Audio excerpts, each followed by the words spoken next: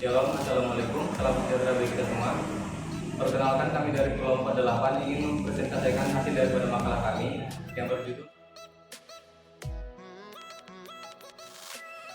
Saya Gul dengan NIM 210510019. Saya Marco Farid Anders Simangunto dengan NIM 210510015. Saya Akbar Sabira dengan NIM 210510352. Sekian perkenalan diri kami. Salam pendidikan. Latar belakang. Dalam kehidupan bermasyarakat, hukum ada dan tumbuh pada setiap masyarakat. Mulai dari sejak zaman dulu sampai zaman modern ini, hukum sudah menjadi bagian dari masyarakat. Hukum pada umumnya diartikan sebagai keseluruhan kumpulan peraturan atau kaidah dalam suatu kehidupan bersama atau keseluruhan peraturan tingkah laku yang berlaku dalam kehidupan bersama yang dapat dipaksakan pelaksanaannya dalam suatu sanksi. Tujuan pokok hukum adalah menciptakan tatanan masyarakat yang tertib, menciptakan ketertiban dan keseimbangan, dan dengan tercapainya ketertiban dalam masyarakat, diharapkan kepentingan manusia akan terlindungi dalam mencapai tujuannya. Secara garis besar, fungsi hukum dapat dilihat sebagai sarana pengendalian sosial, yaitu fungsi hukum yang menjalankan tugas untuk mempertahankan ketertiban atau pola kehidupan yang ada. Selain hukum sebagai pengendalian sosial, ada juga hukum sebagai alat rekayasa sosial atau sarana perubahan. Pengendalian sosial menurut para sarjana. Menurut salah seorang sarjana, Ross, pengendalian sosial mencakup semua kekuatan-kekuatan yang menciptakan serta memelihara ikatan sosial. Sedangkan Surjono Sukanto berkata, pengendalian sosial adalah suatu proses baik yang direncanakan atau tidak direncanakan, yang bertujuan untuk mengajak, membimbing, bahkan memaksa warga masyarakat agar mematuhi nilai-nilai dan kaidah-kaidah yang berlaku. Sekian dan akan dilanjutkan oleh rekan saya, Marcus Alexander Simangunto.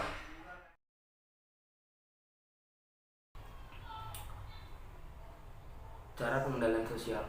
Ada dua pendapat para ahli menurut pengendalian sosial. Yang pertama Surjono Sukanto, yang kedua menurut Fromm.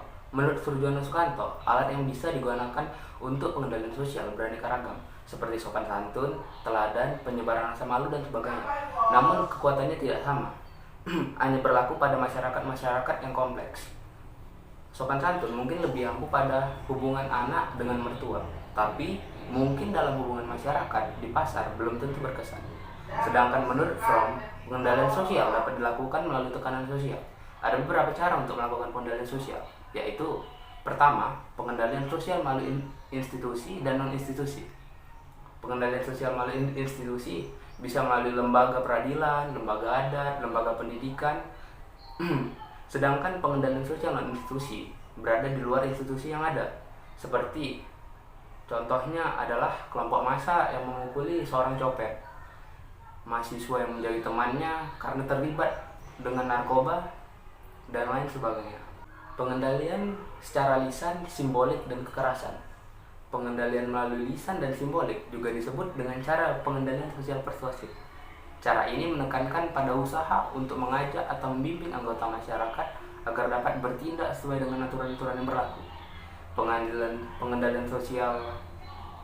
Pengendalian sosial secara lisan dilakukan untuk mengajak orang menaati aturan yang berlaku dengan berbicara langsung menggunakan bahasa verbal. Sedangkan simbolik melalui tulisan, spanduk, dan iklan layanan masyarakat. Contohnya penyuluhan narkoba dari pihak kepolisian.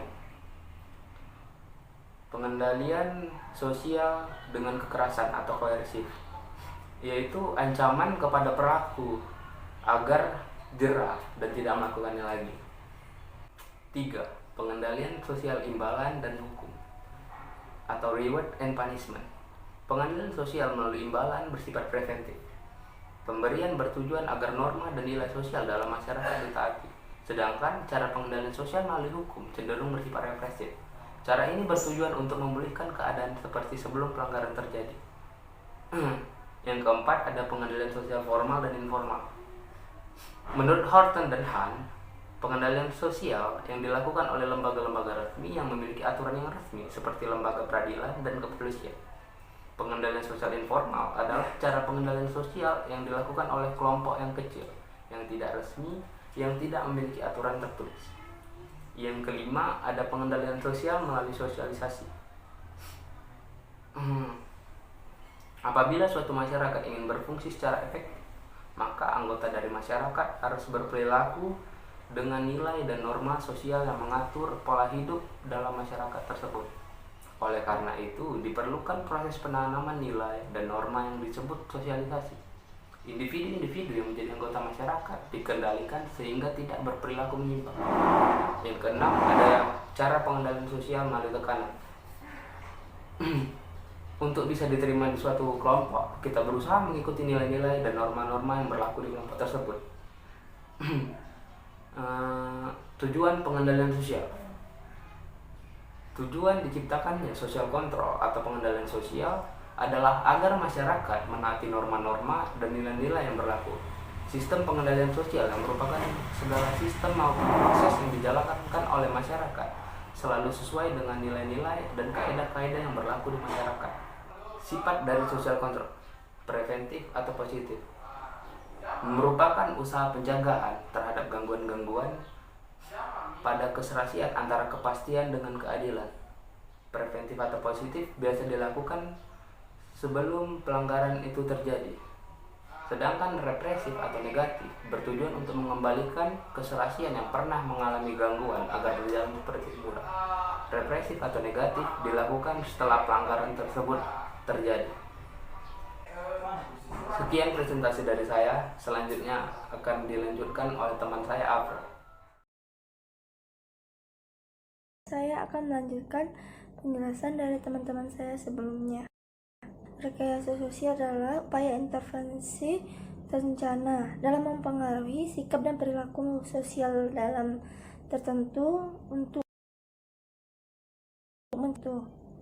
dan juga penggunaan hukum secara sadar membuat tercapai suatu yang tertib dan keadaan masyarakat untuk melakukan perubahan-perubahan yang kita inginkan dari suatu aturan hukum dan tindak-tindakan hukum lainnya.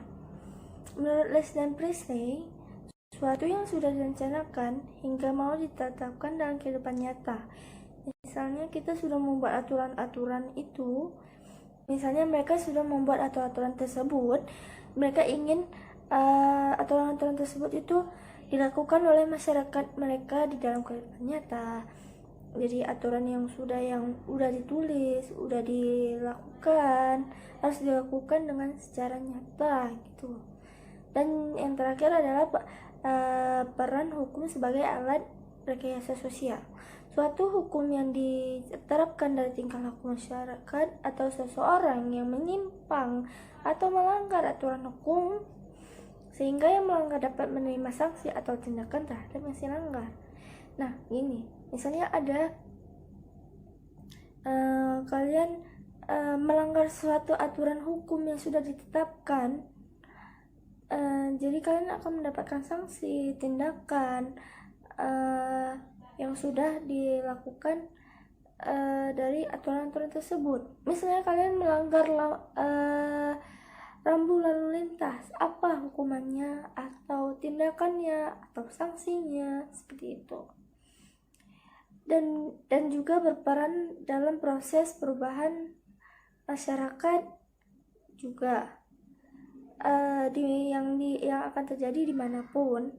Dan juga hukum sebagai alat rekayasa sosial merupakan sarana untuk mengatur sebaik mungkin dan memperlancar proses interaksi sosial sehingga terwujudlah yang harmonis, aman, dan sejahtera.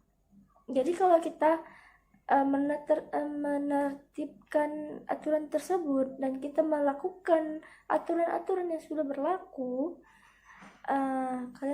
kita akan menjadi hidup yang damai, sejahtera, dan harmonis. Simpulan, dalam kehidupan masyarakat itu, hukum itu tumbuh pada masyarakat. Nah, dari zaman dulu sampai zaman sekarang tetap sudah menjadi bagian dari masyarakat itu sendiri. Hukum dan masyarakat itu mempunyai hubungan yang sangat-sangat erat yang nggak bisa dipisahkan satu sama lainnya. Manusia yang hidup yang berkelompok juga membutuhkan sebuah aturan atau hukum, karena biar dari suatu kelompok mereka itu tidak menyimpang dari aturan-aturan atau perbuatan-perbuatan yang menyalakai diri sendiri, merugikan orang lain, dan membuat susah orang lain, susah juga untuk diri sendiri. Nah, makanya hadirlah hukum yang fungsinya itu sebagai sarana pengendalian dan alat rekayasa sosial agar hidup manusia itu lebih aman, harmonis, sejahtera, tidak ada masalah satu apapun dalam satu kelompok, dalam bagaimanapun tidak ada masalah karena ada hukum.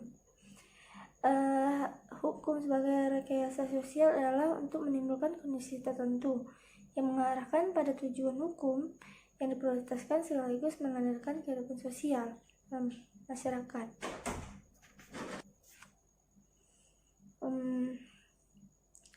Kehidupan sosial dalam masyarakat yang direncanakan menuju kehidupan yang lebih baik lagi, dan tercapailah tujuan hukum untuk menertibkan, mengatur pola hidup tingkah masyarakat, serta mencapai kesejahteraan yang dipimpin masyarakat dalam suatu negara atau daerah.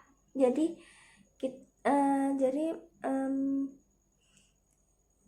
tujuan hukum ini adalah untuk menertibkan kehidupan masyarakat yang misalnya kehidupan masyarakat ini tidak tertib, dibuat tertib dengan hukum, ada aturannya, ada undang-undangnya, dan juga kita dipimpin oleh pemimpin kita. Pemimpin kita ini ingin menjadikan aturan hukum ini menjadi lebih baik lagi. Sekian daripada hasil presentasi kami. Jika ada tutur kata yang salah, kami mohon maaf. Semoga video ini dapat bermanfaat bagi teman-teman sekalian. Kalau ada sumber dilarang, boleh kita menumpang mandi. Kalau ada orang panjang, boleh kita berjumpa lagi. Assalamualaikum warahmatullahi wabarakatuh.